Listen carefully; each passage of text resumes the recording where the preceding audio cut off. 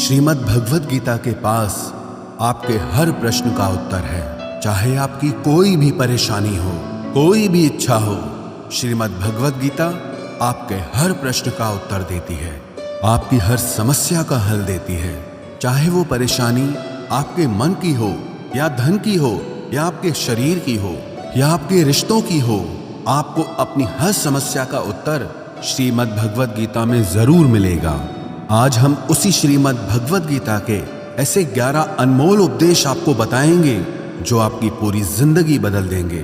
बस आप इन बातों को वीडियो के अंत तक ध्यान से सुनिए। जो भी व्यक्ति इस वीडियो को अंत तक सुनेगा उसे अपनी जिंदगी, उसे अपनी हर परेशानी का हल अवश्य मिलेगा। उसे अपनी जिंदगी में जो कुछ भी चाहिए वो उसे जरूर मिलेगा। श्रीमद् भगवद गीता का सबसे पहला उपदेश यही है कि कोई अगर आपका अपना है या कोई आपसे बड़ा है तो उसका अपने प्रति गलत व्यवहार कभी भी सहन नहीं करना चाहिए। ये गीता का उपदेश हमारी जिंदगी से भी जुड़ा है। हम भी अपने मन की अधिकतर तकलीफों को ये सोचकर जिंदगी भर सहते रहते हैं कि ये तो मेरा अपना है, ये तो मेरा बड़ा है, इसको हम कैसे कुछ कह सकते हैं। हम अगर नहीं सहेंगे, कुछ कह देंगे तो हमारे रिश्ते ही खराब हो जाएंगे, हमारे रिश्ते ही समाप्त हो जाएंगे। पर सोचने की बात यह है कि उस व्यक्ति को आप अपना कैसे मान सकते हैं जो आपकी तकलीफों की वजह हो। अपना तो वो होता है जो हमारी तकलीफों को दूर कर दे। तो गीता का ये उपदेश है कि किसी को भी अपना फायदा मत उठाने दो, किसी को भी खुद पर जुल्म मत करने दो, क्योंकि आप जितना सहेंगे लोग आपको उतना सहने के लिए और मजबूर करेंगे। गीता का पहला अध्याय जिसका नाम अर्जुन विषाद योग और दूसरा अध्याय जिसका नाम सांख्य योग है, उसके आरंभ में अर्जुन ने श्री कृष्ण के आगे अपना दुख प्रकट किया है कि हे केशव, मैं कौरवों से कैसे युद्ध कर सकता हूं? ये सब तो मेरे अपने ही हैं। मैं कैसे भीष्म पितामह और द्रोणाचार्य से युद्ध करूंगा, क्योंकि वो दोनों मेरे पूजनीय हैं। इसलिए इन गुरुजनों को मारने से तो अच्छा है मैं भिक्षा के अन्न को खाकर अपने जीवन का गुजारा करूं। और जिन कौरवों से मैं युद्ध करने जा रहा हूं वो सब धृतराष्ट्र के पुत्र मेरे भाई ही हैं, मेरे अपने ही हैं। इन सबको मारने से अच्छा है कि मैं सन्यासी बन जाऊं। तो श्री कृष्ण ने अर्जुन से कहा कि यहां कौन अपना है और कौन पराया है। जो अधर्म करता है उसके साथ युद्ध करना तुझे मोक्ष और मुक्ति देगा। तू अपने इस मन के मोह को त्याग दे, नहीं तो सारा जग तेरी निंदा ही करेगा, तुझे डरपोक कहेगा। बात अपने पराये की नहीं है, बात धर्म और अधर्म की है, बात सही और गलत की है। अगर तू गलत को सहेगा, उसका अंत नहीं करेगा, तो गलत करने वाले को और बल मिलेगा, वो और भी गलत करेगा। इसीलिए मन के मोह को त्याग करके तू युद्ध कर। महाभारत की एक और कहानी भी है। जब अर्जुन के पुत्र अभिमन्यु की युद्ध में मृत्यु हो जाती है तब अर्जुन बहुत दुखी होता है, रोने लगता है। वो श्री कृष्ण से कहने लगा कि मेरा पुत्र अभिमन्यु मर गया है, मैं ये दुख बिल्कुल भी सहन नहीं कर सकता, मैं भी अपने आप को समाप्त कर लूंगा। फिर भगवान श्री कृष्ण उसे आत्माओं के लोक में लेके गए, जहां अभिमन्यु आनंद से बैठा हुआ था, क्योंकि उसने क्षत्रियोचित व्यवहार किया, इसलिए उसे उत्तम पद की प्राप्ति हुई। जब अर्जुन अभिमन्यु के पास रोते रोते पहुंचा, अपने पुत्र को देखकर अर्जुन बहुत प्रसन्न हुआ। उसे गले से लगाकर कहने लगा कि हे पुत्र, तेरे बिना तो मैं जी ही नहीं सकता, मैंने तो अपने जीवन की आशा का ही त्याग कर दिया है। तो अभिमन्यु कहने लगा कि आप कौन हैं? अर्जुन बोला, मैं तेरा पिता हूं, तू मेरा पुत्र है अभिमन्यु। तो अभिमन्यु कहने लगा कि कौन पिता कौन पुत्र, मेरे हजारों जन्म हुए हैं, किसी जन्म में आप मेरे पिता बनते हैं और किसी जन्म में मैं आपका पिता बनता हूं। आत्मा का न कोई माता होता है न कोई पिता होता है। जब अर्जुन ने देखा कि मेरा पुत्र मुझे पहचान भी नहीं रहा तो उसका सारा मोह खत्म हो गया। इसलिए गीता के इस उपदेश को ठीक से समझ लो कि यहां कोई अपना पराया नहीं है। जो बुरे वक्त में तकलीफ के वक्त में हमारा साथ दे, सिर्फ वही हमारा अपना है, बाकी सब पराए हैं। गीता का दूसरा उपदेश यह है कि जो चला गया है कभी उसका दुख मत करो, और जो आने वाला है उसकी बिल्कुल भी चिंता मत करो। जब महाभारत का युद्ध चल रहा था तब अर्जुन ने श्री कृष्ण से कहा कि अगर यह युद्ध हुआ तो करोड़ों लोग मारे जाएंगे। जो सैनिक और योद्धा इस युद्ध में मारे जाएंगे उनकी स्त्रियों का क्या होगा, समाज कैसे आगे बढ़ेगा। और भी बहुत सी बातें अर्जुन ने विस्तार से कही हैं। तो भगवान श्री कृष्ण ने कहा, अशोच्यानन्व शोचस्त्वम प्रज्ञावादांश भाषसे गतासून अगतासूंश्च नानुशोचन्ति पंडिताः। श्री कृष्ण बोले, हे अर्जुन, तू बड़ी बड़ी ज्ञानियों जैसी बातें करता है, लेकिन जो सच में ज्ञानी होता है, वो जो लोग मर चुके हैं, जा चुके हैं या एक दिन जाने वाले हैं, उनकी चिंता नहीं करता है, उनका दुख नहीं करता है। तेरे हाथ में कुछ भी नहीं है, तू चाहकर भी कुछ कंट्रोल नहीं कर सकता। जीवन और मरण ये तो प्रकृति की नियति है। इसीलिए जो ज्ञानी होता है वो किसी के मरने पर भी रोता नहीं है। ज्ञानी जन ना ही बीते हुए कल का शोक करते हैं और ना ही आने वाले कल की चिंता करते हैं। इसीलिए जो होने वाला है वो होकर ही रहता है, और जो नहीं होने वाला है वो कभी नहीं होगा। ऐसा निश्चय जिसको समझ में आ जाता है, जिसकी बुद्धि में आ जाता है, उसे कभी कोई चिंता नहीं सताती, कोई दुख नहीं सताता।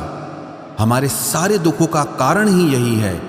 या तो हम जो वक्त गुजर चुका है उसे सोच सोचकर परेशान होते रहते हैं, या भविष्य की चिंता कर करके खुद को बीमार कर देते हैं, नष्ट कर देते हैं।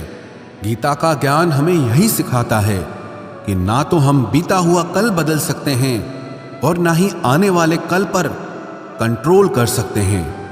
हमारे हाथ में सिर्फ वर्तमान है, सिर्फ आज का ही पल है। हमारा 98% तनाव और चिंताएं भूतकाल और भविष्यकाल के बारे में सोचते रहने से होता है। हम हमेशा उसी में ही जीते रहते हैं, मगर वर्तमान में कभी नहीं जीते, इस पल को कभी नहीं जीते। जब आप वर्तमान का पूरा आनंद लेना सीख जाओगे, तभी आपकी जिंदगी से तनाव कम होगा, चिंताएं खत्म होगी। वर्तमान में जीना एक बहुत बड़ी उपलब्धि है। हमारे हाथ में भी सिर्फ आज का ही पल है।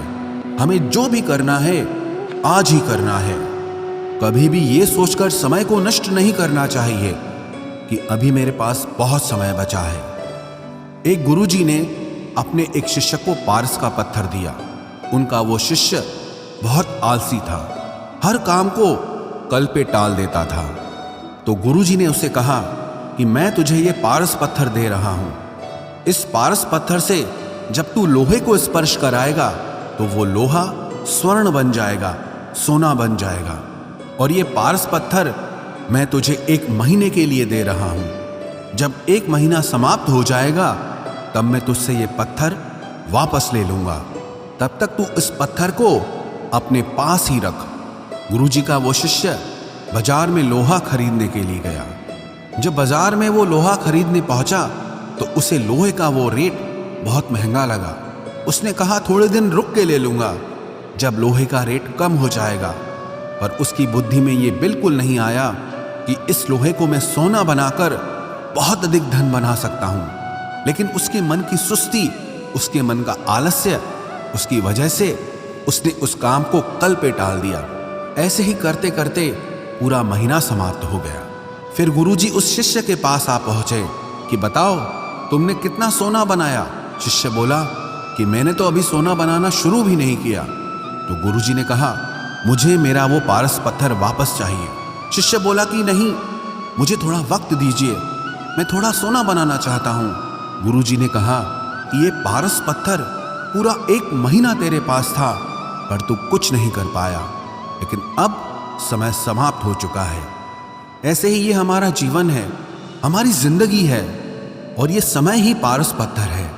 हम समय के एक एक पल से अपने जीवन को सोना बना सकते हैं, लेकिन हमें ये लगता है कि हमारे पास बहुत समय बचा है, एक दिन जिंदगी को जी लेंगे, एक दिन जिंदगी में खुश हो जाएंगे, लेकिन वो दिन कभी नहीं आता और हम जिंदगी भर भागते रहते हैं, चिंता करते रहते हैं, दुखी होते रहते हैं, लेकिन जिंदगी को जीना, खुश रहना हम भूल जाते हैं। इसलिए गीता का ज्ञान हमें यह सिखाता है कि आप आज में जीना सीखो, इस पल में जीना सीखो। गीता का तीसरा उपदेश यह है कि मौत से डरना बिल्कुल व्यर्थ है। श्री कृष्ण ने गीता में कहा है कि यह संसार मृत्यु लोक है। जिसका भी जन्म हुआ है वो एक दिन जरूर मर जाएगा। जिसका आरंभ हुआ है उसका अंत अवश्य होगा। हम इसे रोक नहीं सकते। जैसे हम रोज कपड़े बदलते हैं, वैसे ही हमारी आत्मा नया शरीर धारण करती है। मृत्यु सिर्फ इस जीवन का एक नया आरंभ है, इस जीवन का अंत नहीं है।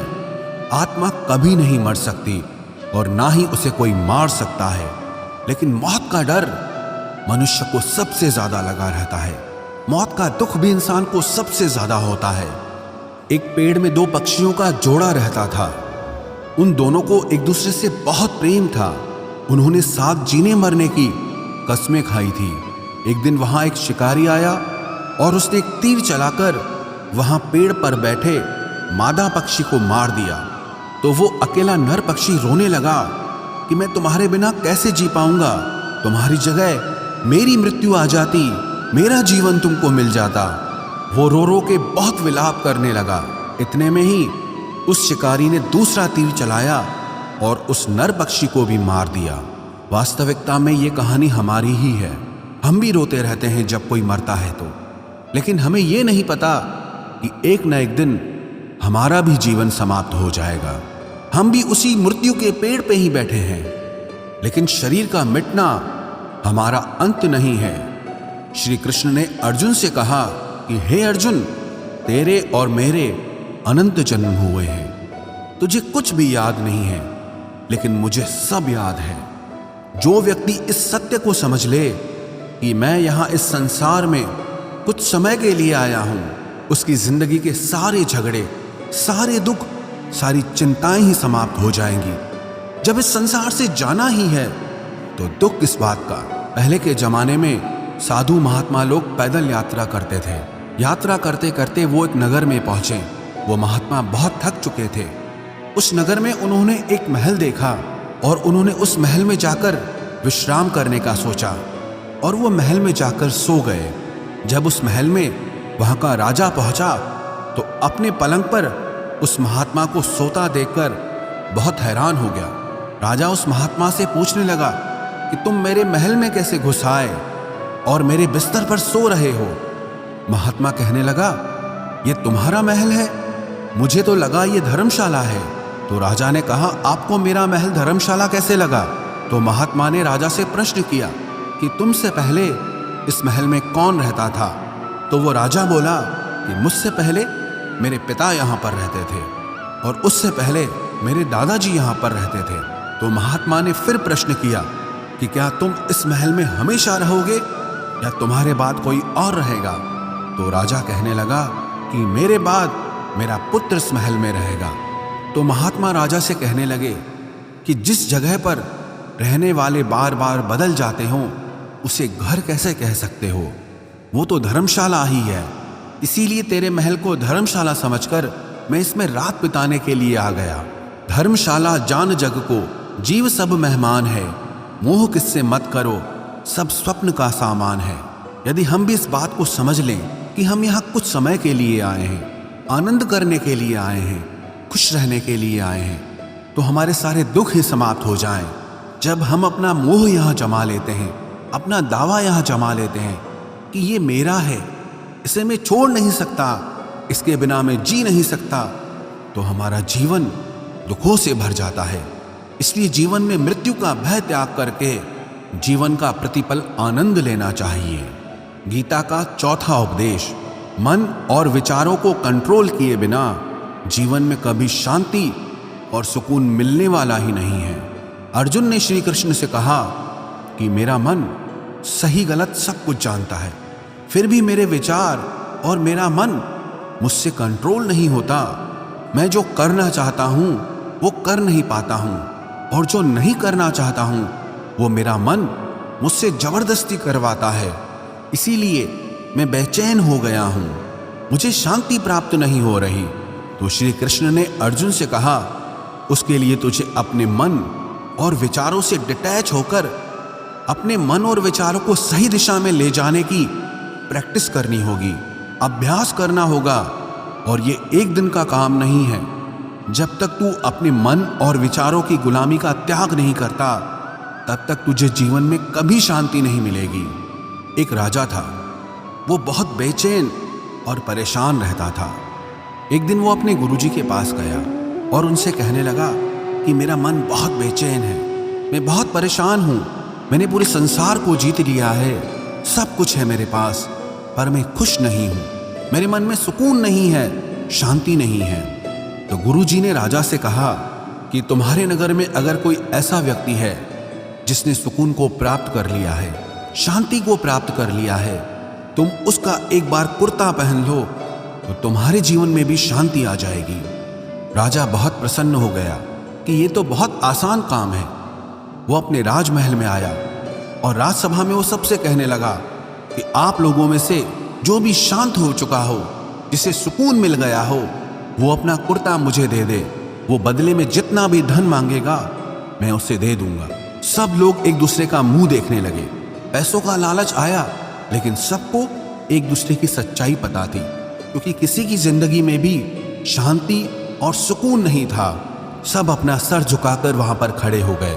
फिर उस राजा ने पूरे नगर में ढिंढोरा पिटा दिया कि जिसे भी शांति प्राप्त हो चुकी हो, सुकून प्राप्त हो चुका हो, वो मेरे पास आकर अपना कुर्ता दे दे।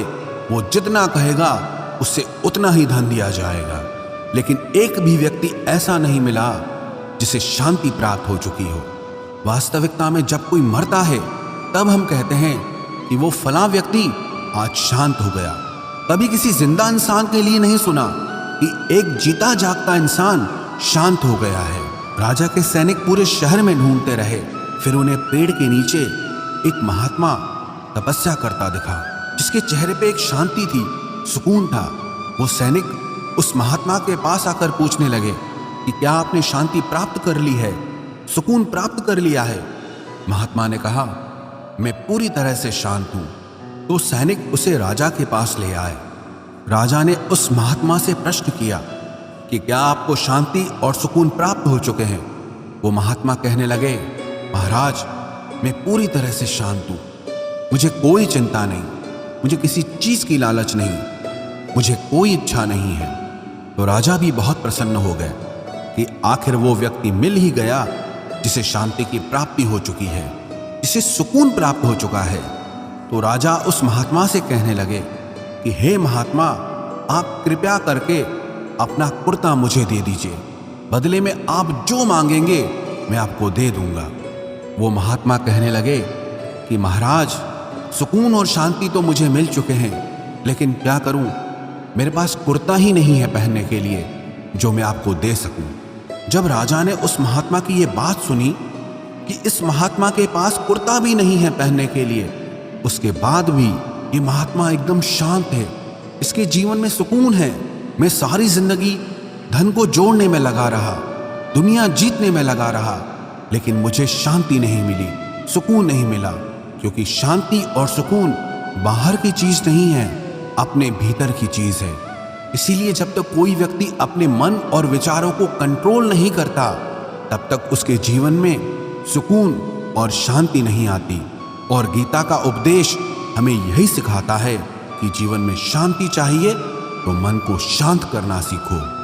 गीता का 5वां उपदेश यह है कि वासना, क्रोध और लालच सर्वनाश का कारण है, नरक का द्वार है। जिस भी मनुष्य में ये 3 अवगुण होते हैं, वो हमेशा दूसरों को दुख पहुंचाकर अपने ही सुख और स्वार्थ की पूर्ति करता रहता है।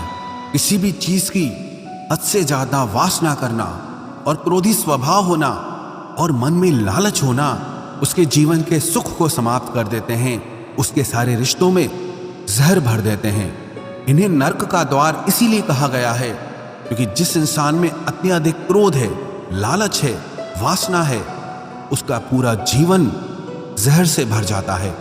उसको मरने के बाद नहीं, जीते जी यहीं पर नरक का दर्शन होता है।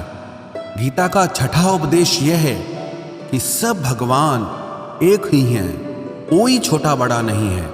सब एक परब्रह्म परमात्मा के अलग अलग रूप और नाम हैं। श्री कृष्ण ने गीता के 10वें अध्याय विभूति योग में बताया है कि जितने भी जगत के देवी देवता हैं वो सब मेरी ही विभूति है।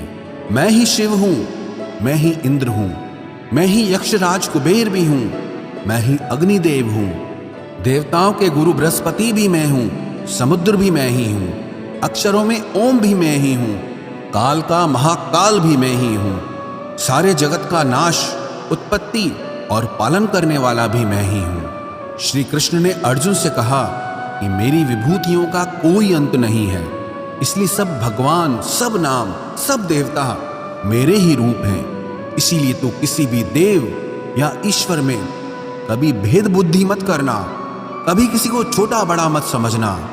और गीता का उपदेश हमें यह सिखाता है कभी भी किसी दूसरे के इष्ट को छोटा नहीं समझना चाहिए, या इस बात पर झगड़े फसाद नहीं करने चाहिए कि कौन बड़ा है और कौन छोटा है।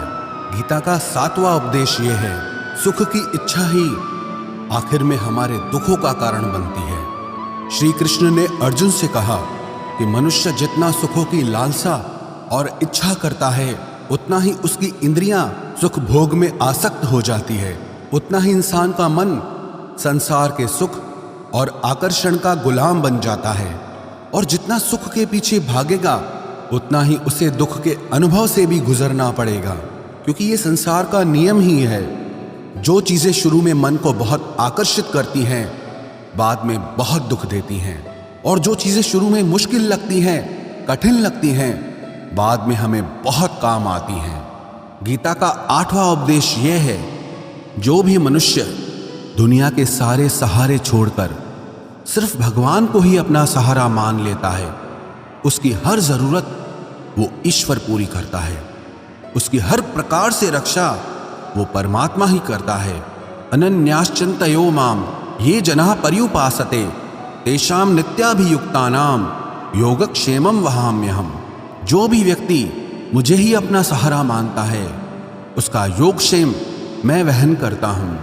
योगक्षेमं वहाम्यहम् अर्थात जो चीज नहीं मिली है उसकी प्राप्ति कराना उसका नाम योग है, और जो चीज जीवन में मिली हुई है उसकी रक्षा करना उसका नाम क्षेम है। तो श्री कृष्ण कहते हैं जो मुझ पे डिपेंड हो जाते हैं उनको जो चाहिए वो मैं जरूर देता हूँ, और उनकी हर प्रकार से मैं रक्षा भी करता हूँ। गीता का 9वां उपदेश यह है कि इस संसार में हमारा कुछ भी नहीं है। गीता सार में आपने कई बार सुना होगा कि तुम्हारा क्या गया जो तुम रोते हो, तुम क्या लाए थे जो तुमने खो दिया, तुमने क्या पैदा किया जो नष्ट हो गया, तुमने जो लिया यहीं से लिया, जो कुछ भी दिया यहीं पर दिया। जो आज तुम्हारा है कल किसी और का होगा, क्योंकि परिवर्तन इस संसार का नियम है। कल तक जिसके बिना आप जी नहीं सकते थे आज उनसे कोई रिश्ता ही नहीं है, बातचीत तक नहीं है। कहाँ गए वो जीवन भर के सारे रिश्ते, वो सारे मित्र जो साथ जीने मरने की बातें करते थे, आज पता भी नहीं कि वो लोग कहाँ चले गए। ये संसार परिवर्तनशील है, सब लोग यहाँ बदल जाते हैं, हर रिश्ता बदल जाता है, और तो और ये हमारा शरीर भी हर दिन बदल रहा है।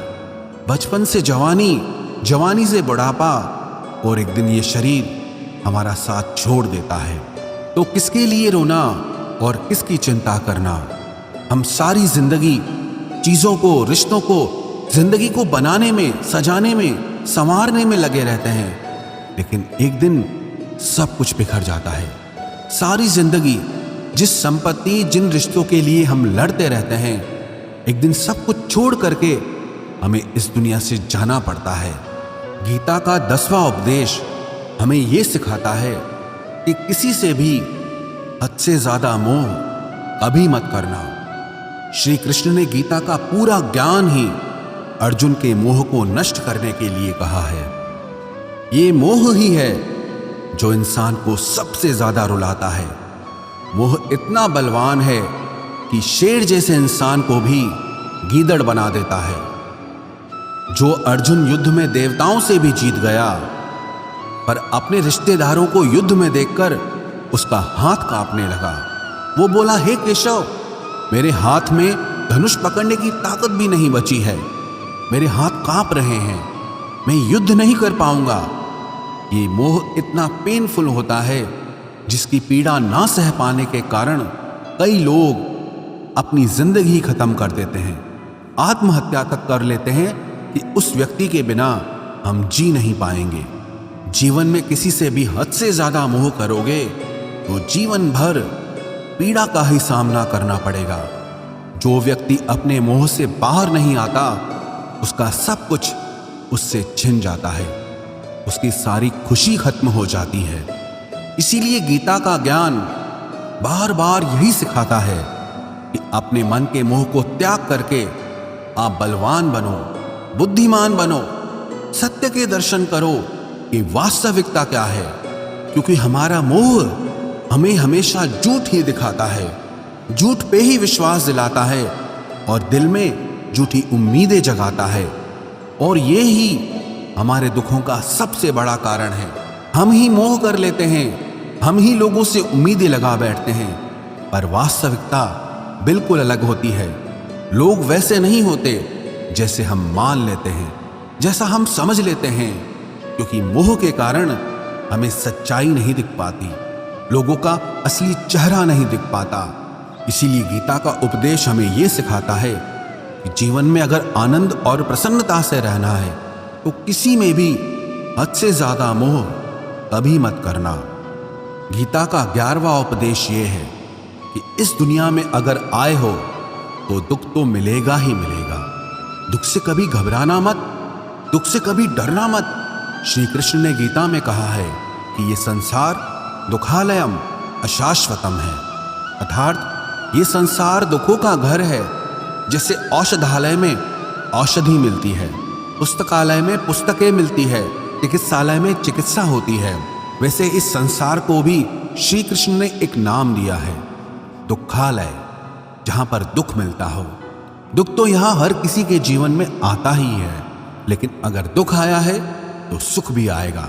इसीलिए दुख से कभी डरना नहीं चाहिए, क्योंकि ये संसार दुखालय भी है और अशाश्वत भी है। अशाश्वत का मतलब ही यही होता है कि यहाँ परमानेंट कुछ भी नहीं है, यहाँ सब कुछ बदल जाता है। दुख सुख में बदल जाता है और सुख दुख में बदल जाता है।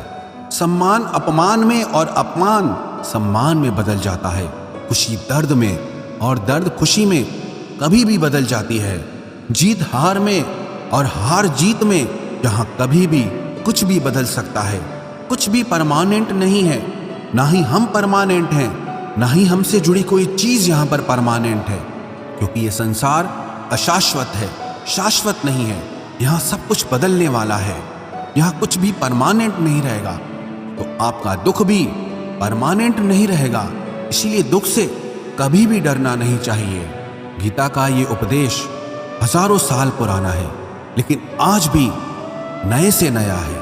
पूरे विश्व में गीता को सबसे ज्यादा पढ़ा गया है और सबसे कम समझा गया है। श्रीमद् भगवद गीता के ये उपदेश अगर कोई व्यक्ति ठीक से समझ ले और उसे अपनी जिंदगी में उतार ले तो ये पक्की बात है, वो अपनी जिंदगी में जो चाहे वो हासिल कर सकता है।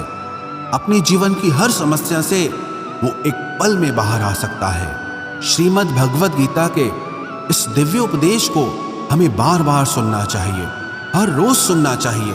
जब भी जीवन में कोई चिंता या परेशानी आए तो एक बार इस उपदेश को जरूर सुन लेना और मन में ये विश्वास रखना कि गीता का ये उपदेश आपकी जिंदगी की हर परेशानी में आपको राह अवश्य दिखाएगा।